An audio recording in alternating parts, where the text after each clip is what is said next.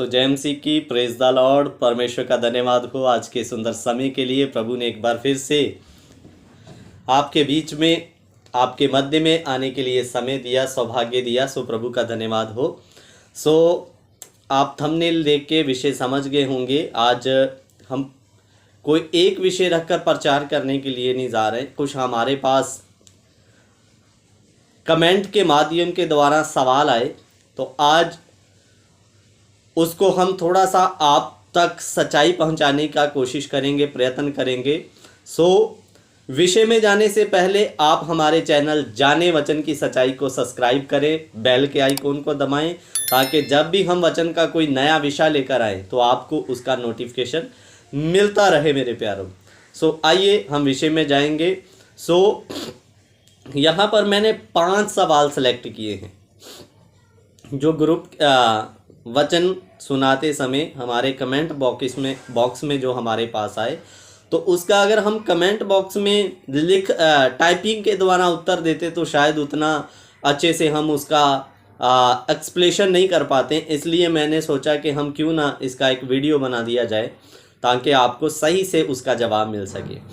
पहला सवाल हमारे पास क्या आया, थोड़ा ध्यान देकर सुनना आप लोग। पहला सवाल है, गुप्त आगमन के बाद में जो लोग, चुने हुए लोग इकट्ठा किए जाएंगे, वो लोग कौन होंगे? इधर में परमेश्वर के वचन में एक बात लिखी है, मत्ती 24:31 में। हम पढ़ लेते हैं। एक भाई ने ये सवाल किया है। आपको भी समझ आने के लिए हम वचन पढ़ लेते हैं।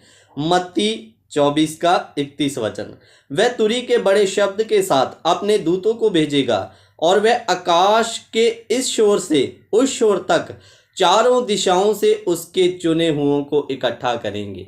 ध्यान देकर समझना।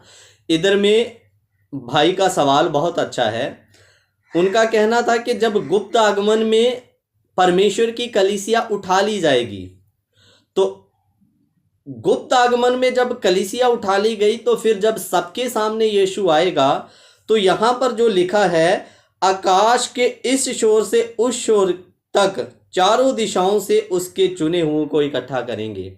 तो स्वर्गदूत जब उसके चुने हुए लोग तो उठा लिए गए, फिर सबके सामने होने वाले आगमन में ये जो चुने हुए लोग हैं, बाइबल ये किसके बारे में वचन का प्रचार कर रहा है? मेरे प्यारो ध्यान देकर सुनना। ये चुने हुए लोग गुप्त आगमन के बाद जो सबके सामने होने वाले आगमन के समय में उठाए जाएंगे, ये कौन होंगे? आइए मेरे साथ एक वचन पढ़िए, प्रकाशित वाक्य 7 अध्याय उसका 1 वचन से हम पढ़ेंगे। इसके बाद में मैंने पृथ्वी के चारों कोनों पर 4 स्वर्गदूत खड़े देखे। वह पृथ्वी की चारों हवाओं को थामे हुए थे, ताकि पृथ्वी या समुद्र या किसी पेड़ पर हवा न चले। फिर मैंने एक स्वर्ग को जो जीवते परमेश्वर की मोहर लिए हुए पूर्व से ऊपर की ओर आते देखा, और उसने उन चारों स्वर्गदूतों से, जिन्होंने पृथ्वी और समुद्र की हानि करने का अधिकार था, ऊंचे शब्द से पुकार कर कहा, जब तक हम अपने परमेश्वर के दासों के माथों पर मोहर न लगा दें, तब तक पृथ्वी और समुद्र के पेड़ों की हानि न करना। जिन पर मोहर दी गई उनकी गिनती, अर्थात इस्राएल की संतानों के सब गोत्रों में से 1,44,000 पर मोहर दी गई। ध्यान देकर सुनिए। मेरे प्यारो, इधर में परमेश्वर के वचन में लिखा इस्राएल की संतानों में से। मेरे प्यारो, आपको पता है इस्राएल एक परमेश्वर का चुना हुआ वंश था, लेकिन अभी इन दिनों में ये पीछे क्यों हुआ? क्योंकि ये प्रभु यीशु मसीह का जो शरीर में आने का भेद था, प्रगट होने का भेद था, उस पर इन लोगों ने विश्वास नहीं किया। इसलिए जो कभी अन्य जातियों से आगे हुआ करते थे, आज अन्य जातियों से पीछे हो गए। ये अभी भी एक आने वाले मसीह का इंतजार कर रहे हैं, लेकिन जब मसीह विरोधी आएगा, 7 साल का राज्य करेगा, जब अत्याचार करेगा, तब इनको समझ में आएगा मसीह आने वाला नहीं, मसीह आज से 2000 साल कई साल पहले हमारे लिए जान देकर चला गया है। तब ये लोग मन फिराएंगे, परमेश्वर की ओर मुड़ेंगे और मसीह विरोधी के हाथों में दुख झेलेंगे, अत्यंत दुख झेलेंगे, तब परमेश्वर की ओर से इस्राएल अपने घराने पर इनके ऊपर मोहर दी जाएगी। सो मेरे प्यारो, ये अन्य जातियों में से लोग, अन्य जातियों को दोबारा मौका नहीं मिलेगा। ये मौका जो परमेश्वर की एक समय में खास प्रजा होती थी इस्राएल, उनको मौका दिया जाएगा। और उनमें से जो लोग मसीह के लिए, मसीह विरोधी के हाथों में दुख उठाएंगे, 1,44,000 पर मोहर दी जाएगी। लेकिन एक बात ध्यान रखना, गुप्त आगमन में जो उठाया जाएगा दुल्हन में वही शामिल होगा। सो ये लोग स्वर्ग चले जाएंगे, लेकिन इनको दुल्हन में शामिल होने का मौका नहीं मिलेगा। इसलिए मेरे प्यारो, गुप्त आगमन के लिए तैयार होना जरूरी है। सो ये अदर जातियों में से नहीं है, ये सिर्फ इस्राएल के लोगों को मौका दिया जाएगा। सो मैं आशा करता हूं भाई को समझ आ गया होगा कि जो गुप्त आगमन के बाद चुने हुए लोग इकट्ठा किए जाएंगे वो कौन है। तो वो ये है, प्रकाशित वाक्य 7 का आप 1 से जब 4 तक पढ़ोगे आपको समझ आ जाएगा। सो दूसरे सवाल की तरफ आते हैं। तो दूसरा सवाल है, प्रभु का गुप्त आगमन, एक बहन ने बोला था कि गुप्त आगमन होने वाला नहीं, हो चुका है। तो क्या ये बात सच्चाई है या नहीं सच्चाई? क्या यीशु मसीह का वाकया में गुप्त आगमन हो चुका है? तो मैं आपको बता दूं, बिल्कुल भी नहीं। प्रभु यीशु मसीह का गुप्त आगमन नहीं हुआ। गुप्त आगमन अभी होना बाकी है, लेकिन चिल्ला चिल्ला कर हालात प्रकट कर रहे हैं, जल्द होने वाला है। सो मेरे प्यारों, कुछ लोग जो मादा यरूशलेम वाले या पूर्व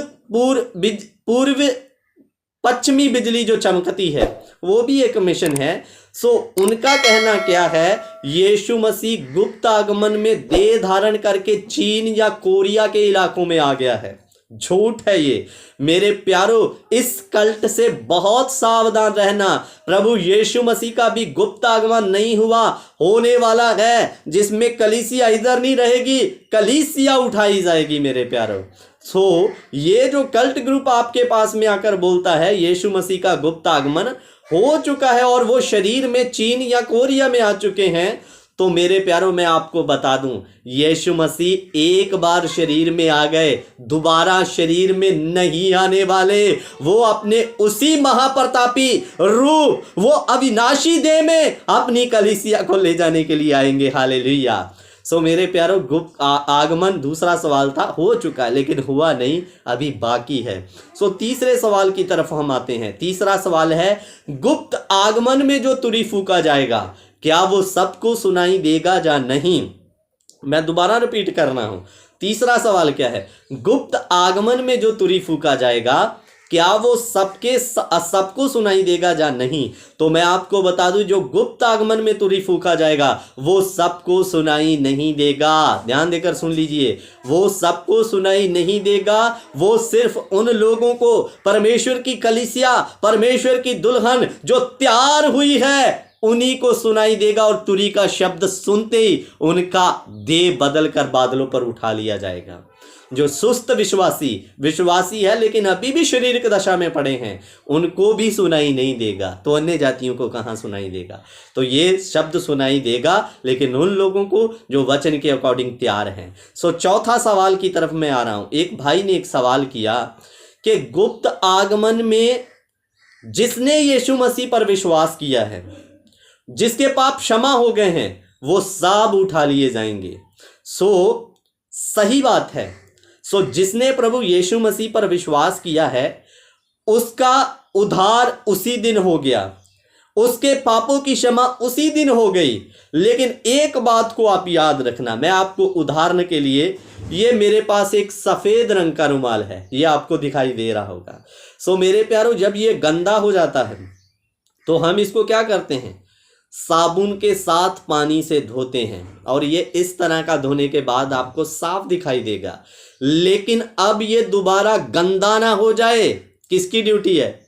हमारी ड्यूटी है कि एक बार धोने से साफ हो गया, लेकिन अब ये दोबारा गंदा ना होने पाए, इसलिए इसको संभाल के रखना। सो मेरे प्यारों, इसी रीति मुताबिक जिस दिन प्रभु यीशु मसीह पर हमने विश्वास किया, हमारे सारे पापों को उसने माफ किया, हमारी सारी गुनाहों को उसने धोकर अपने लहू से शुद्ध कर दिया, इस रुमाल की तरह साफ कर दिया। लेकिन मेरे प्यारों, अब ये जीवन को जो साफ किया, आगे वचन के अकॉर्डिंग साफ रखना आपकी जिम्मेवारी है। अगर आपको उस समय साफ कर दिया, परमेश्वर ने माफ कर दिया, उसके बाद में आप मनमाना जीवन, पापमय जीवन बिताते रहोगे, अपनी मन मर्जी से और दुनिया के रीति रिवाजों से चलते रहोगे तो नहीं उठाए जाओगे। सावधान हो जाइए। कौन उठाया जाएगा? जिसको यीशु मसीह ने साफ कर दिया और जो वचन के अनुसार आगे भी अपने जीवन को शुद्ध रखेगा। ये नहीं कि उस समय यीशु ने तो आपको शुद्ध कर दिया जिस दिन आपने विश्वास किया, अब आप मनमाना जीवन जी के दोबारा पाप करते रहो तो नहीं उठाए जाओगे। उठाया कौन जाएगा? जो शुद्ध हुआ है और जिसने वचन के अकॉर्डिंग आगे भी अपने जीवन को शुद्ध रखा है। हालेलुया। सो चौथा सवाल हमने ले लिया। अब मैं लास्ट सवाल में आ रहा हूं, सो ध्यान देकर सुनना। एक भाई का सवाल था, बाइबल में कहीं भी गुप्तागमन के बारे में नहीं लिखा गया। उसने क्या कहा है? बाइबल में कहीं भी गुप्तागमन के बारे में नहीं लिखा गया। तो हम बाइबल से देखेंगे लिखा गया है या नहीं। तो सबसे पहले आप पढ़ लीजिए पहला थस्सलोनिकियों उसका 5 अध्याय। पहला थस्सलोनिकियों 5 अध्याय उसका 2 वचन हम पढ़ेंगे। पहला थस्सलोनिकियों 5 का 2 क्योंकि तुम आप ठीक जानते हो कि जैसा रात को चोर आता है, वैसा ही प्रभु का दिन आने वाला है। सो इधर में लिखा, तुम आप जानते हो, जैसा चोर रात को आता है, किसी को पता नहीं होता। सो मेरे प्यारों, वैसा ही प्रभु का दिन आने वाला है। तो कहने का मतलब, जब यीशु आएगा विश्वासियों को भी पता नहीं होगा वो कब आएगा, लेकिन जैसे ही तुरी का शब्द सुनाई देगा तो उसके जो तैयार हुए लोग हैं वो उठा लिए जाएंगे और सुस्त लोग इधर ही रहेंगे। सो इधर में लिखा उसका दिन चोर के जैसे आएगा।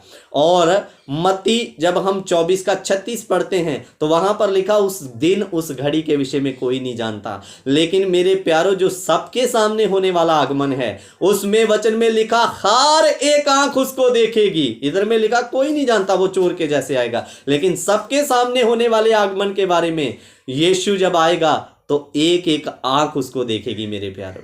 इसलिए मेरे प्यारों, हमने ये जो आज का सेशन था आप तक लाया ताकि जो सवाल है आपके क्लियर हो सके। मैं आशा करता हूँ आपके सवाल क्लियर हो गए होंगे। अगर आपको ऐसे किसी सवाल में कोई समझ बात नहीं आ रही तो आप हमारे कमेंट बॉक्स में कमेंट कर सकते हैं। प्रभु ने चाहा तो ऐसी वीडियो के द्वारा हम आपको उत्तर देंगे, कमेंट बॉक्स में उत्तर नहीं देंगे। सो प्रभु आपको इन वचनों के द्वारा जो हमने कोशिश किया वचन के अनुसार देने की, आप सबको आशीष और बरकत दे। प्रभु जय मसीह की। God bless you. प्रभु